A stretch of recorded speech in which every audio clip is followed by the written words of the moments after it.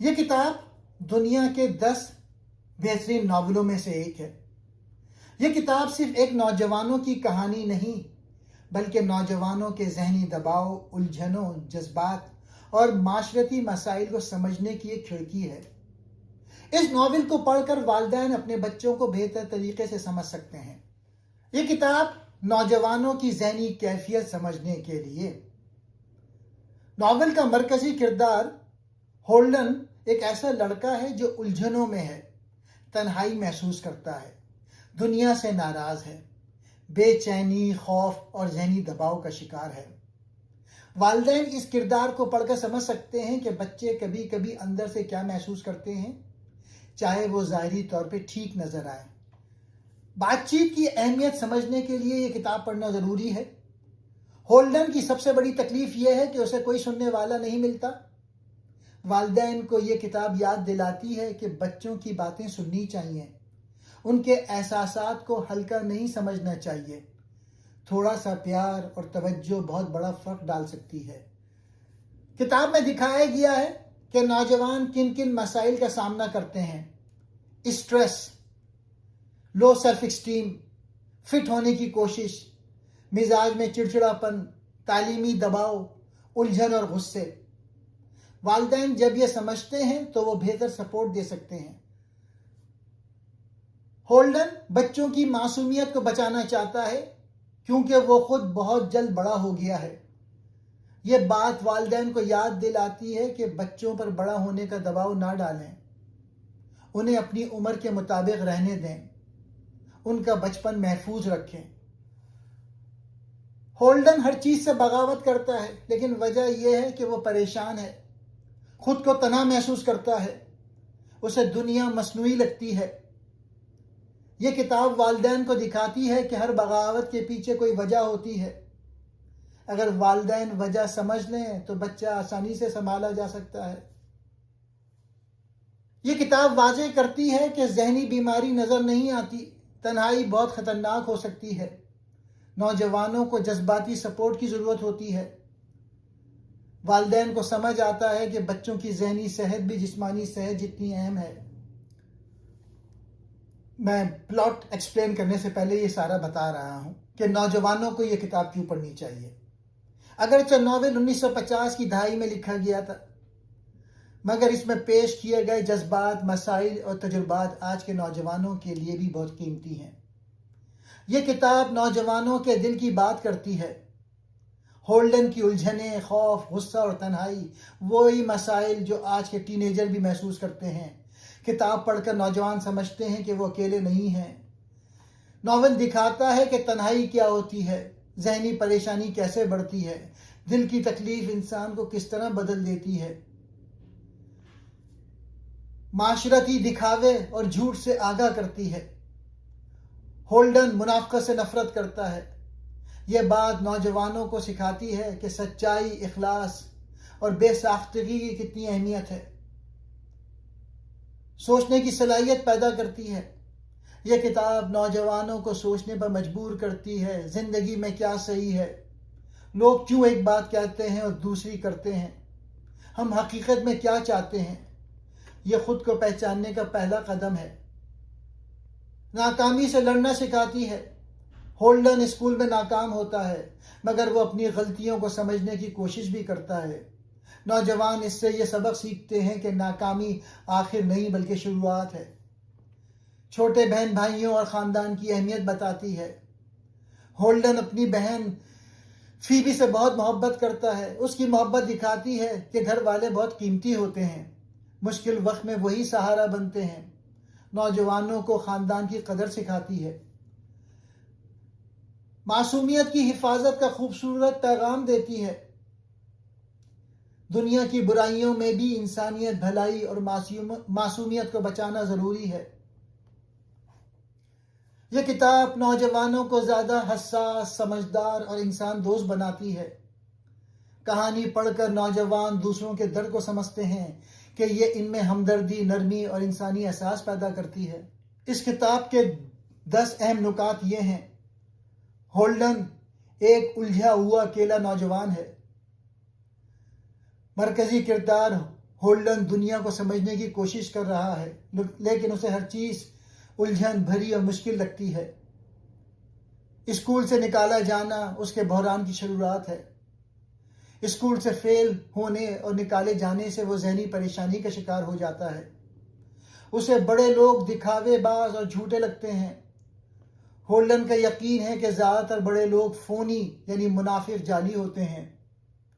New York کا سفر اسے مزید تنہا کر دیتا ہے۔ وہ کچھ دن نیو یارک کی گلیوں میں اکیلا گھومتا ہے، لیکن کسی سے بھی اس کا دل مطمئن نہیں ہوتا۔ بچے اسے معصوم اور سچے لگتے ہیں۔ وہ بچوں کی سچائی، سادگی اور بھولپن سے محبت کرتا ہے، خاص طور پہ اپنی بہن فیبی سے۔ کیچر ان دا آئی بننے کا خواب معصومیت کی حفاظت کی علامت ہے۔ وہ چاہتا ہے کہ وہ کھائی کے کنارے کھڑے ہو کر کھیلتے بچوں کو گرنے سے بچائے، یعنی زندگی کی برائیوں سے ان کی حفاظت کرے۔ والدین اور معاشرے سے دوری اس کے درد کو بڑھاتی ہے۔ وہ اپنے گھر والوں سے بات نہیں کرتا، اپنے مسائل نہیں بتاتا، اس لیے اس کی تنہائی زیادہ گہری ہو جاتی ہے۔ اسے اپنے چھوٹے بھائی کی موت کا غم بہت ستاتا ہے۔ اس کے بھائی کا مر جانا اس کے دل پر بہت گہرا اثر چھوڑتا ہے، جو اس کے رویے کو بدل دیتا ہے۔ اس کی ذہنی حالت مسلسل خراب ہوتی جاتی ہے۔ نیند نہ آنا، بے چینی، غصہ، لڑائی اور بھاگنے کی خواہش، یہ سب اس کی ذہنی بیماری کی علامت ہے۔ آخر میں وہ علاج کے مرکز میں پہنچ کر اپنی کہانی سناتا ہے۔ کہانی دراصل وہ علاج کے دوران سناتا ہے، اور اس کے آخر میں ایک امید جھلکتی ہے کہ شاید وہ بہتر ہو جائے گا۔ اب میں یہ کہانی کا پلاٹ بتاتا ہوں۔ یہ ایک لڑکے ہولڈن کی کہانی ہے جو ایک اسکول سے نکال دیا جاتا ہے اور بہت سارے لوگوں کو جعلی سمجھتا ہے۔ یہ کہانی دسمبر میں شروع ہوتی ہے، جب ہولڈن اسکول میں ہے۔ وہ اسکول کا فٹ بال کا میچ دیکھنے نہیں جاتا کیونکہ وہ ٹھنڈ میں پہاڑی پر کھڑا ہے۔ نیو یارک سے سامان بھول آیا تھا تو ٹیم ناراض ہو گئی۔ ہولڈن اسکول سے نکال دیا گیا کیونکہ وہ 4 سبجیکٹ میں فیل ہوا، صرف انگریزی میں پاس۔ وہ اپنے ہسٹری ٹیچر کو الوداع کہنے جاتا ہے جو بیمار ہیں۔ ہولڈن اسکول کو جعلی سمجھتا ہے کیونکہ اس کی ایڈورٹائزمنٹ غلط ہے۔ ہولڈن ٹیچر کے گھر جاتا ہے۔ ٹیچر بوڑھے اور بیمار ہیں، ان کا کمرہ بدبودار ہے۔ ٹیچر ہولڈن کو مزید لیکچر دیتے ہیں کہ زندگی ایک کھیل ہے اور اس کے رولز فالو کرنے چاہیے۔ وہ ہولڈن کے امتحان کا پیپر پڑھتے ہیں جو بہت برا ہے، مصر کے بارے میں۔ وہ کہتے ہیں کہ مستقبل کے بارے میں سوچو۔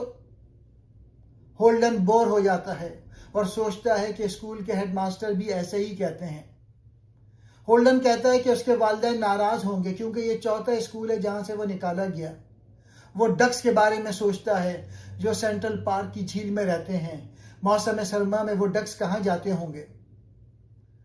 ہولڈن جلدی سے وہاں سے نکل جاتا ہے کیونکہ وہ بور ہو گیا ہے۔ ہولڈن اپنے ہاسٹل کے کمرے میں واپس آتا ہے اور ایک کتاب پڑھتا ہے۔ اس کا پڑوسی ایکلی آ جاتا ہے جو گندا اور پریشان کرنے والا ہے۔ ہولڈن ایکلی کو جعلی سمجھتا ہے لیکن اس سے بات کرتا ہے۔ وہ اسکول کی لائبریری اور ہیڈ ماسٹر کے بارے میں سوچتا ہے جو امیر لوگوں کو پسند کرتے ہیں۔ ہولڈن اسکول چھوڑ کے نیو یارک جانے کا پلان کرتا ہے۔ ہولڈن، ایکلی اور ایک اور لڑکا فلم دیکھنے جاتے ہیں، لیکن اچھی فلم نہیں ملتی تو کھانا کھا کر واپس آتے ہیں۔ ہولڈن کا مرحوم بھائی ایلی کینسر سے مر گیا تھا جب ہولڈن 13 سال کا تھا۔ ہولڈن رات کو ایکلی کے کمرے میں جاتا ہے اور صوفے پر سونے کی اجازت مانگتا ہے۔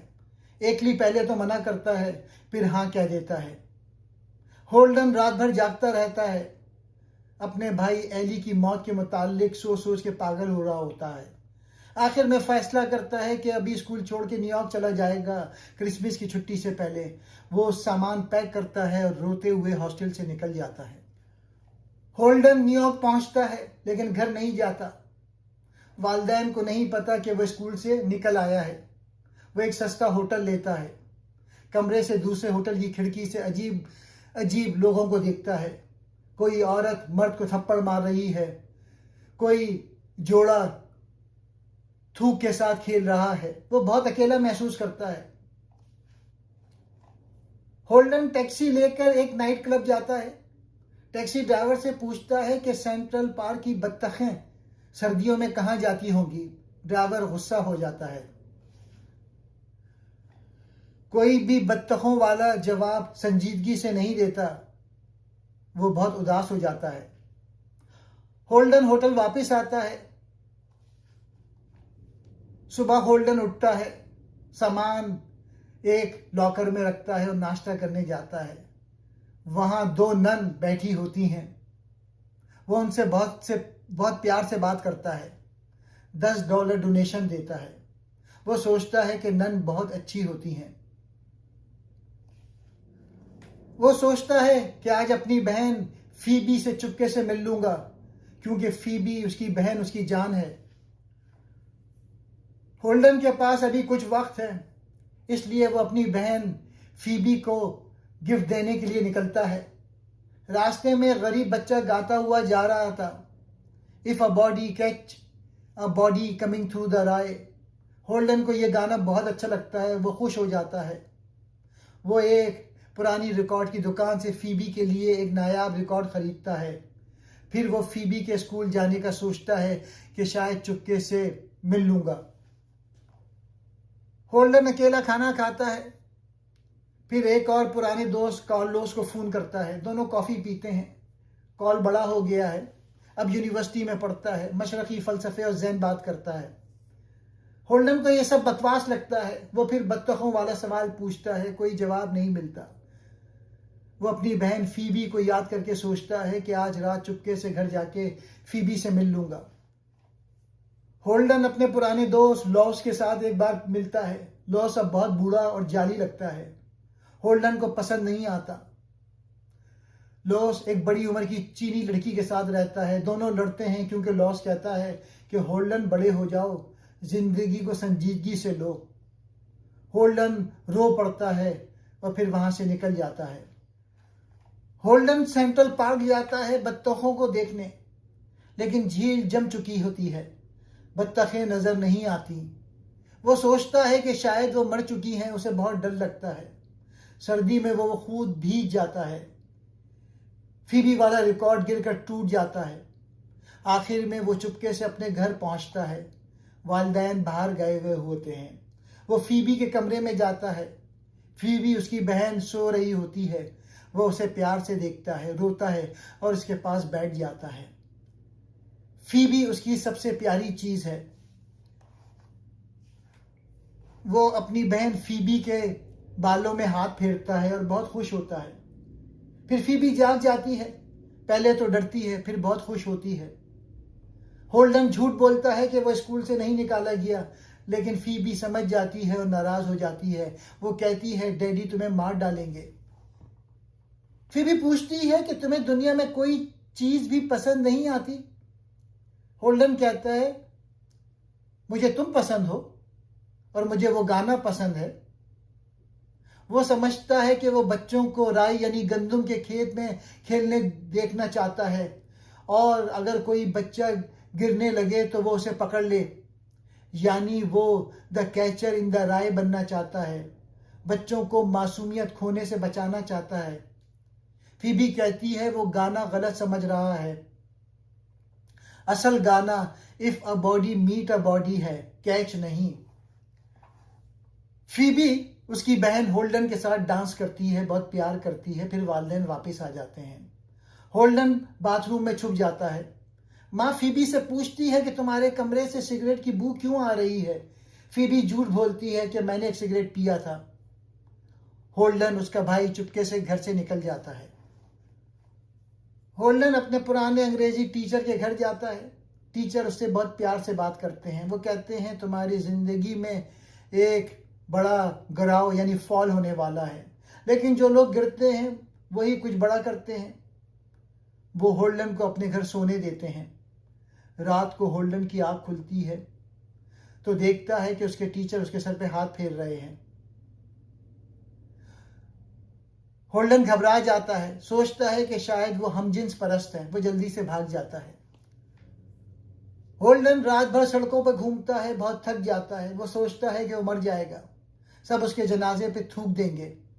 وہ اپنی بہن فیبی کو خط لکھتا ہے کہ وہ دوپہر کو میوزیم کے باہر ملے۔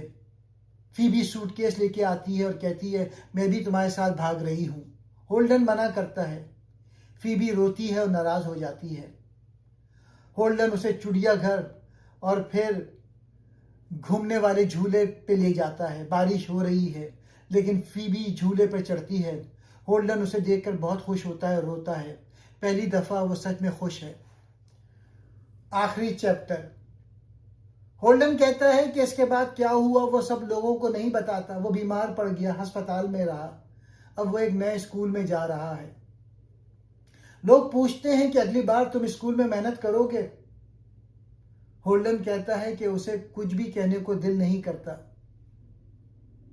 آخری لائن، لوگوں کو بہت کچھ بتانے کی عادت نہ ڈالو، جیسے ہی تم ان کے بارے میں بتاتے ہو تم انہیں مس کرنے لگتے ہو۔ ہولڈن آخر میں تھوڑا سا بہتر ہو جاتا ہے لیکن اب بھی بالکل ٹھیک نہیں، وہ بس فیبی اور بچوں کی معصومیت کو بچانا چاہتا ہے۔